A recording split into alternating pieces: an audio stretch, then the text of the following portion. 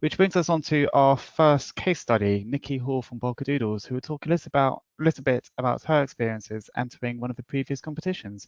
Over to you, Nikky. Thanks, William. Thanks, Leslie. Yes, I'm the co-owner of Polkadoodles Limited, along with my husband Chris, and we became involved with the Open to Export competition back in 2016 now, and it's just been a really great part of our export journey. I kind of stumbled across the website when I was doing some research, and just decided to complete the Open to Export plan. And really, I'm so glad that I did, because it kind of led on to lots of other things. So if we could have the first slide, please. So we are a very small company. There are literally 2.5 of us. We have a part-time member of staff. But we design and manufacture craft products, such as photopolymer and rubber stamps, which are used really for home hobbyists who primarily make handmade greeting cards. We have a range of various different products, including paper products, which we try and make as many of as possible in the UK. And our export journey really started probably about 5 years ago, but in quite a small, low-key way. And kind of joining in with the Open to Export plan really kind of helped us to kind of cement some of our ideas and provide some structure. Next slide, please. So our current exports, basically we have 2 or 3 different platforms.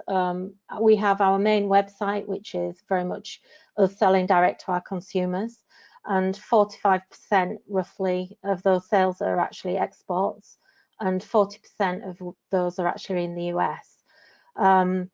We also have a wholesale website, which is completely separate, where we're actually selling direct to retailers on a wholesale level globally, and 90% of those those sales are actually exports. We only sell about 10% into retail in the UK, and of those 90% that are exports, about 80% of those are actually into European stores.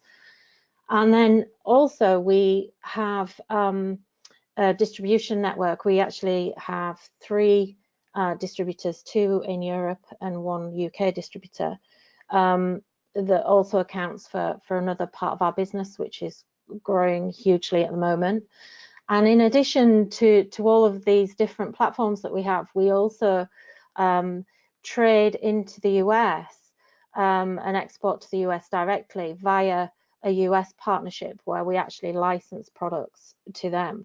So they actually work very closely with us, and we sort of have a joint manufacturing partnership with them, and they actually sell direct to consumer in the US via a TV shopping channel, which is the 2nd largest channel in the States. But they also have a wholesale platform, so they are also selling our products for us as a 3rd party into US retail stores as well. Next slide, please. So, as I said, I actually stumbled across the plan kind of by accident during some research. And as a small business, I think sometimes you kind of get very caught up in the day-to-day running of your business. So I took some time out to actually complete it. I had a little bit of export knowledge, but it was 20 years old and it wasn't gained whilst I was actually a business owner. So I really didn't know if it was very relevant. And also that training that I'd had initially was relating to countries, you know, much further afield, such as Nigeria, where it's not really a market for us. So I decided to complete the plan, and it was really easy to go through. I highly recommend it to everyone. It was, you know, I thought it was going to be one of these really big, convoluted things that took forever to complete, and it didn't. And what it kind of enabled me to do was actually sit down and actually write out all of the the things that I wanted to do. It really highlighted all of the existing knowledge that I had, but also it highlighted the information I didn't know that I needed. So it really made me focus on where our strengths were and what we really needed to do. And so it actually laid out a proper mapped plan of action so that we could move forward. And it was very it was really good at kind of reinforcing the fact that I did know what I was doing, and that I wasn't just bumbling along, kind of making it up as I went forward. So I think sort of for small, certainly for small businesses like ourselves, you have very limited resources, and you get so tied up managing your day-to-day business, it can actually be quite difficult to plan ahead, other than your overall business plan. I think you sometimes think you know what you need to do next, but then it almost becomes overwhelming to actually move that forward and to give you the confidence to take the next step. And that's what completing the plan actually did for me.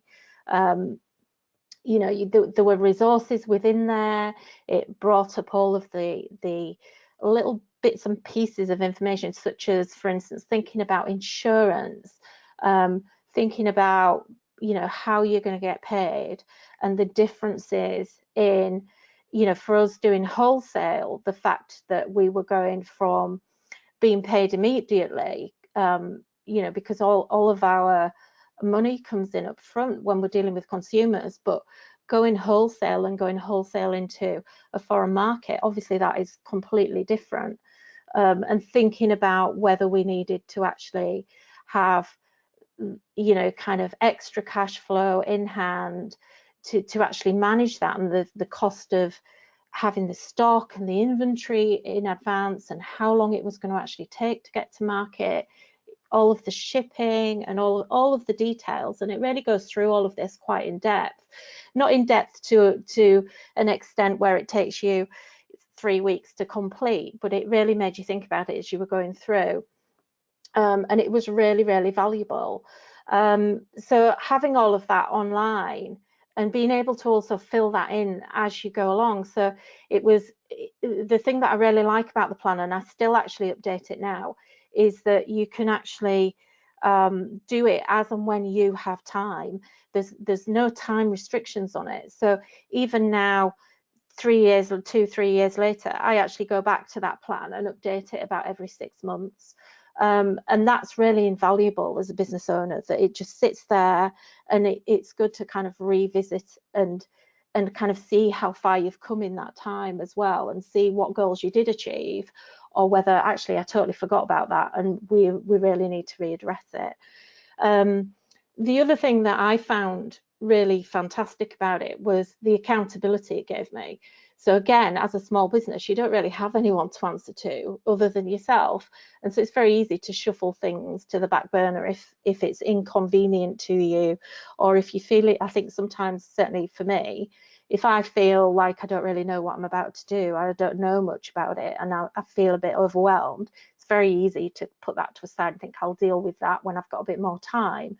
And just having that plan written down just meant that I was more accountable. I was not accountable to the Institute of Export or to Leslie in any way, but it's just having it written and having it there means that actually I have taken action on that, and I do want to follow up with this. And then to actually help with that more, you then get regular updates. So you get emails that drop in and say, have you updated this? And so it kind of does inspire you to actually keep running with it and keep it as an ongoing thing. It's not a one-off thing, it's actually an ongoing plan to help you with your business. And then sort of the Institute of Export membership also means that you have that information at your fingertips from real experts who are there to listen and give you that advice that you'd struggle to find anywhere else. Next slide, please. So we were very lucky to be finalists in the RTA competition. So I just literally entered our plan into the competition, and was absolutely amazed as a tiny business to be finalists. And you know, it was quite daunting at the time because it's not something that we'd ever really done before. But it was a fantastic experience. And it's actually, although we didn't win, just being in that final 7 just gave us so much confidence in the business. Well, you always believe that every other business is bigger than you and that you're the tiny little fish at the bottom. And, you know, it was a real confidence builder to know that even someone our size, you know, we were actually making really good inroads into the markets that we wanted, and our overall plan was really good and really solid. So after the competition, it kind of had knock-on effects onto what we did. So we're not very good at marketing, networking, sorry. But we actually then made contact with a local European contact who actually told us about some European grant funding. So as a small enterprise, we actually could apply for up to £10,000 of EU grant funding to actually help with exports. And what we actually used that for was to offset attending some really major US trade shows for us and UK trade shows, which although they were in the UK, actually the European distributors were also exhibiting at. Is kind of an international, it's a European trade show. So having that extra, just that little bit of extra capital to allocate to trade show costs made a huge difference to us as a business. You know, something, you know, if £3,000 when you're a small business is a huge amount of, can be a huge amount of money to you, and it can be the difference between, you know, being able to fly to the States and actually attend a conference or an exhibition and not, and you know, it's huge. So it also meant that that budget we could actually move over to our manufacturing, meaning that, you know, we could really go after the distributors that we'd been trying to get for 3 years. And it gave us the confidence to increase our stock levels to satisfy that distribution, which was something that we'd been worrying about. Next slide, please. So as a direct result of all of these things that have happened since the export competition, we've just agreed a deal with our US partner who licenses products from us, which actually means we can increase our minimum order quantities with our suppliers and gives us a more competitive edge with lower manufacturing costs overall. And after 3 years, we appointed a new European distributor in July, which we met at one of the trade shows. And that was actually rapidly followed by 2 others a month later in August. One of those was in Europe as well, and is a bit smaller. And then we have a new UK distributor as well. And all of these 3 have all had a significant impact on the business. And being able to go to that trade show in the States actually kind of really gave us a little bit of kudos in terms of how we represented ourselves and the fact that we were there and we were a serious business to contend with. So in the last 4 months of this year alone, our wholesale exports are actually up 400% on the whole of 2017, which is a crazy figure. And we anticipate this is going to continue. Really, it's only been we've only really had those relationships live for sort of 2 to 3 months. And we think that the business as a whole is going to really probably double its turnover in 2019. Our largest distributor is really happy with us. We're kind of listed as their #1 seller on their website at the moment, which is absolutely fantastic. Obviously for us, Christmas is the busiest time of year, which normally it's really quiet for us now because our Christmas period is much earlier than a lot of other businesses. But that's completely turned on its head, and Christmas sales have sort of been through the roof. So all 3 distributors are really, really keen to work with us and extremely happy with us, and you know, it's looking to be a very exciting 2019 for us. Next slide, please.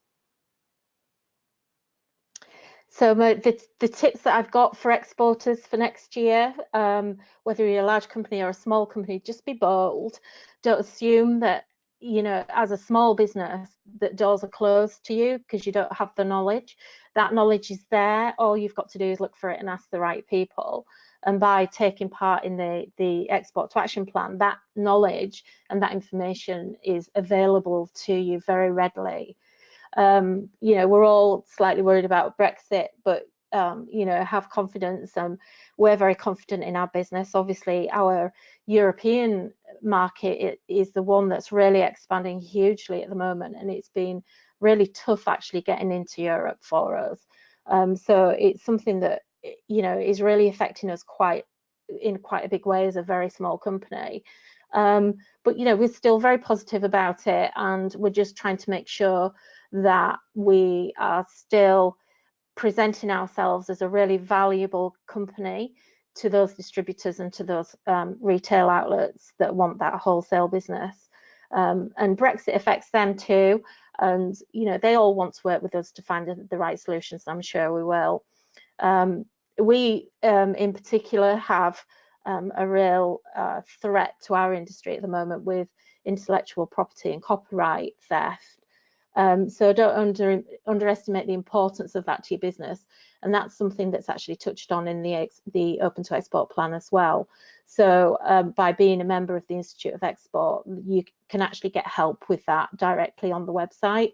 IP theft is a real threat to all UK businesses, and I think in some ways that has a bigger impact on small businesses like us who can't actually afford those heavy legal fees to protect themselves.